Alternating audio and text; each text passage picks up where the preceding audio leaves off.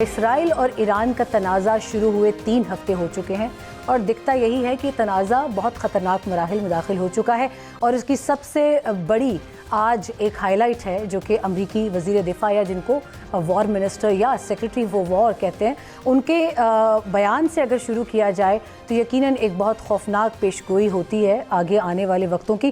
اس حوالے سے اگر امریکی وزیر دفاع کی پریس کانفرنس کی بات کی جائے تو انہوں نے کہا کہ جمعرات کو اب تک کا سب سے بڑا سٹرائک ہوگا اور یہ مجھے ایٹ لیسٹ کوئی خالی خلی دھمکی نہیں لگتی کیونکہ اب تک جو بھی باتیں ہوئی ہیں اس میں 80% ان سٹیٹمنٹس کو کوشش کی گئی ہے پیرانویا کے ذریعے ہی صحیح مگر اس کو کوشش کی گئی ہے پریکٹیکل لائنز کے اندر اچیو کرنے کی امریکہ کی جانب سے۔ ایک سٹرائک پیکیج اس کو کیوں کہا گیا اس حوالے سے بھی بات چیت کریں گے۔ اس سے پہلے اسرائیل کی جانب سے ایران کے اہم ساؤتھ پارس گیس فیلڈ پر حملے کے بعد ایران نے فوری اور سخت رد عمل دیتے ہوئے سعودی عرب اور قطر میں اہم تنصیبات کو نشانہ بنایا۔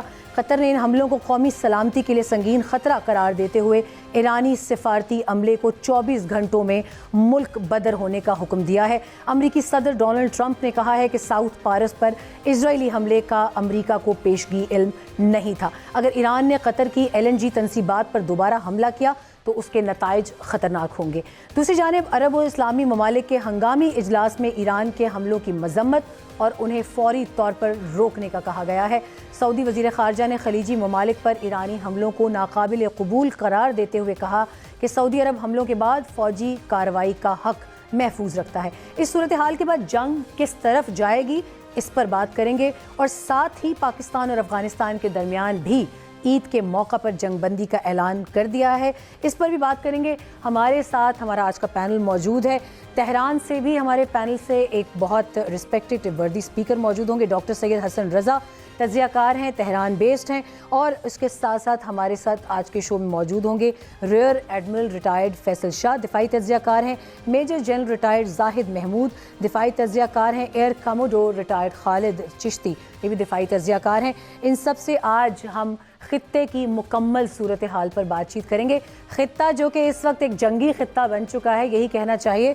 عید کا موقع ہے، دو اطراف دو فریقین نے تو عید پر سیز فائر تو اس کو نہیں کہا جائے گا، ایک جس کو کہتے ہیں جنگ بندی، ایک عارضی جنگ بندی یا فائر بندی زیادہ بہتر مناسب لفظ ہے، اس کا اعلان کیا ہے مگر عید کے فوراً بعد یعنی 25 مارچ کو کیا ہوتا ہے، پاکستان کی ایئر سٹرائکس کس لیول کے ساتھ واپس آتی ہیں وہ وقت ہی بتائے گا۔ اور افغانستان کی جانب سے ایک پروپیگنڈا وارفیئر جو جاری ہے جس میں انہوں نے حسب عادت پرانی تصاویر کا بھی استعمال کیا، پرانی ویڈیوز کا بھی استعمال کیا اور تو اور ایک ریہیبلیٹیشن سینٹر کو بھی نہیں بخشا، اس حوالے سے بھی آج تفصیلی بات چیت کریں گے۔ سب سے پہلے ڈاکٹر سید حسن رضا جو تہران میں اس وقت ہمارے ساتھ موجود ہیں ان کی جانب جانا چاہیں گے۔ ڈاکٹر سید حسن رضا آپ کا بہت بہت شکریہ ریڈ لائن کے لیے پروگرام کے لیے وقت دینے کے لیے۔ سب سے پہلے میں آپ سے جاننا چاہوں گی کہ ایرانی عوام کی اس وقت بہت بات چیت ہو رہی ہے، امریکہ کی جانب سے تاثر دیا جاتا ہے کہ ایرانی عوام اس موجودہ رجیم سے خوش نہیں ہے، رجیم کا لفظ وہ ہمیشہ استعمال کرتے ہیں اور اسلامسٹ رجیم کہتے ہیں۔ آپ تو پہلے یہ بتائیے گا کہ اس وقت عوام کا جوش و جذبہ کیا ہے، امریکہ کی بات میں وزن ہے یا آپ تہران میں موجود ہیں، آپ بتائیے کہ اس وقت جو ایرانی عوام ہیں ان کا مزاج کیا کہتا ہے؟ بہت شکریہ آپ کا کہ آپ نے مجھے دعوت دی۔ دیکھیے امریکہ جو ایران کے اندر رجیم کی بات کرتا ہے تو میں یہ سمجھتا ہوں کہ یہ نامناسب لفظ ہے رجیم۔ ایران کے اندر امریکہ کو کسی رجیم کا سامنا نہیں ہے بلکہ ایران کے اندر امریکہ کو ایک ملت کا سامنا ہے، ایک عوامی انقلاب کا سامنا ہے۔ رجیم جو ہے وہ بڑی آسانی کے ساتھ جو ہے وہ بشار الاسد کی طرح چینج کی جا سکتی ہے، ونزویلا کے صدر کی طرح چینج کی جا سکتی ہے، لیکن ہم دیکھتے ہیں کہ اگر ایران کے اندر رجیم ہوتی اور اس کو ایرانی عوام بھی چاہتے کہ ہم اس کو چینج کر دیں تو سپریم لیڈر کی شہادت کے بعد تو بڑا اچھا موقع تھا کہ اس وقت سپاہی پاسداران کی ملٹری لیڈرشپ بھی جو ہے وہ ٹارگٹ کی گئی، باقی جو فضائیہ کے چیف ہیں وہ بھی مار دیے گئے، جوائنٹ چیف آف سٹاف سید عبدالرحیم موسوی ان کو بھی ٹارگٹ کیا گیا، تو بڑی آسانی کے ساتھ تو یہ ہو سکتا ہے عوام کے پاس موقع تھا۔ لیکن ہم دیکھتے ہیں کہ رہبر انقلاب کی شہادت کے بعد ایک ہفتے تک نئے رہبر کا انتخاب نہیں ہوا، لیکن اس کے باوجود جنگ جو ہے وہ بڑی تیاری کے ساتھ، بڑے ٹھنڈے دماغ کے ساتھ اور پلاننگ کے ساتھ آگے بڑھی، اور جو عوامی تاثر ہے میں یہ سمجھتا ہوں کہ اس وقت ایرانی جو عوام ہے وہ اپنے اس نظام کے ساتھ کھڑے ہوئے ہیں. آپ دیکھیں کہ ابھی تک گورنمنٹ کی طرف سے تقریباً 35 کے قریب ایسے زیر زمین میٹرو اسٹیشن ہیں کہ جو تقریباً عام زمین سطح زمین سے 500 میٹر کی نیچے گہرائی کے اندر موجود ہے. تو ان 35 میٹرو اسٹیشن کو تہران کے صحیح. اندر انہوں نے پناہ گاہ کے طور پہ اعلان کیا ہے کہ جنگی صورتحال میں اگر کوئی پناہ گاہ میں جانا چاہے تو وہ میٹرو اسٹیشن میں نیچے جا سکتا ہے.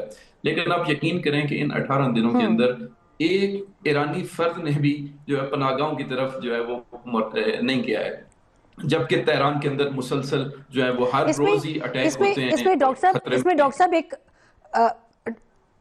ڈاکٹر حسن اس کے اندر ایک کاؤنٹر آرگیومنٹ بھی آ رہا ہے کہ ایران میں اس وقت ٹوٹل بلیک آؤٹ ہے انٹرنیٹ کا، اور بہت کم لوگ ایسے ہیں جن کو انٹرنیٹ کی رسائی ہے. تو اس کاؤنٹر آرگیومنٹ کو فرام دا ویسٹ سائیڈ آپ کیسے اس کو دیکھتے ہیں، یا اس کا جواب کیا دینا چاہیں گے؟ دیکھیں اس میں ہوتا یہ ہے کہ جو انٹرنیٹ ہے، ایک اس کو کہتے ہیں نیشنل انٹرنیٹ. وہ انٹرنیٹ تو ابھی بھی پورے ملک میں تمام لوگوں کی ایکسیس میں، جس کے اوپر تمام ایرانی ایپلیکیشن، ایرانی چینلز، ایرانی سروسز وہ ساری کی ساری چل رہی ہیں. آپ آن لائن پرچیز کر سکتے ہیں، آن لائن چیزوں کو بک کر سکتے ہیں، ہر چیز ٹیکسی پہ آن لائن آرڈر کر سکتے ہیں. لیکن جو انٹرنیشنل انٹرنیٹ ہے، انٹرنیشنل انٹرنیٹ جو ہے وہ ظاہری طور پہ یہاں پہ ایران کے اندر خصوصاً اسٹار لنک کا جو انٹرنیٹ تھا وہ ایران کی گورنمنٹ کی طرف سے کئی جی سالوں سے ممنوع ہے، کہ جس کے اوپر ایران مخالف جو چینلز ہیں وہ اپنے چیزیں چلاتے تھے. ابھی بھی آپ دیکھیں نا، میں یہاں پہ بریکٹ کے اندر عرض کر دوں کہ اس وقت پوری دنیا میں کسی بھی ملک کے خلاف اس کی اپنی زبان کے اندر اتنے چینل نہیں ہوں گے جتنے ایران کے ہیں. یعنی ایران کی پرشین لینگویج کے اندر صحیح. 200 سے زائد چینل فقط ایران کے خلاف ہیں، جو باہر بیٹھ کے ایران کے خلاف پروپیگنڈا کر رہے ہیں، بمبارڈمنٹ کر رہے ہیں. تو وہ اسی انٹرنیٹ کے ذریعے ہی یقینی کر رہے ہیں. یعنی جو انٹرنیشنل انٹرنیٹ ہے اس سے عام لوگوں کا ویسے بھی عام روٹین میں بھی کوئی اتنا سروکار نہیں ہوتا ہے. وہ اپنی ایکسیس جو داخل ملک کے اندر ہے اس امور میں. اب انٹرنیشنل جو لوگ یہاں پہ رہ رہے ہیں ہماری طرح لوگ، اچھا جنہوں نے ظاہراً اپنے گھر میں رابطہ کرنا ہے، ملک سے باہر رابطہ کرنا.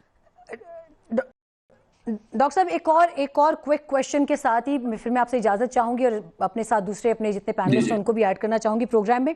ایک سخت سوال ہے، اور وہ سخت سوال یہ ہے کہ ایران ایسپناج نیٹ ورک کو بریک کرنے میں یا کاؤنٹر کرنے میں یا اسیس کرنے میں ناکام کیوں رہا ہے؟ اور عمومی تاثر دنیا میں یہی پایا جا رہا ہے، خاص طور پہ till the assassination of doctor Ali Ardeshir Larijani, کہ ان کے اسیسینیشن تک ایسا لگتا ہے کہ بہت ڈیپ پینیٹریشن ہے اسرائیلی اسپائی کرافٹ کی ایران کے اندر. What do you have to say about that? یہ بہت ایک خطرناک جو ہے ایک سمپوزیم کریٹ ہو رہا ہے ڈسکشن کے حوالے سے. جی دیکھیں اس میں عرض کرتا چلوں کہ ہر ملک کی اپنی پالیسی ہوتی ہے. میں یہ کہہ سکتا ہوں کہ مثلا امریکہ اگر دنیا کی سپر طاقت ہے تو کیا امریکہ کے اندر انٹیلیجنس فیلئر نہیں ہے؟ کیا امریکہ نے انٹیلیجنس کی موضوع کے اوپر ضربیں یا چوٹیں ایران سے نہیں کھائی ہیں؟ اسرائیل نے کیا نہیں کھائی ہیں؟ میں آپ کو مثال دوں کہ اسرائیل نے جب اسرائیل کے خلاف طوفان الاقصی آپریشن حماس نے کیا تھا، اور حماس نے وہ اسرائیلی جنرلز برگیڈیئر وغیرہ گرفتار کیے تھے، تو 1.5 سال تک اسرائیل جو ہے اسی غزہ کے اندر جو ہے وہ اپنے قیدیوں کو پتہ نہیں چلا سکا کہ کہاں پہ. کیا یہ انٹیلیجنس فیلئر نہیں بالکل تھا ٹھیک. ڈاکٹر اسرائیل صاحب کا؟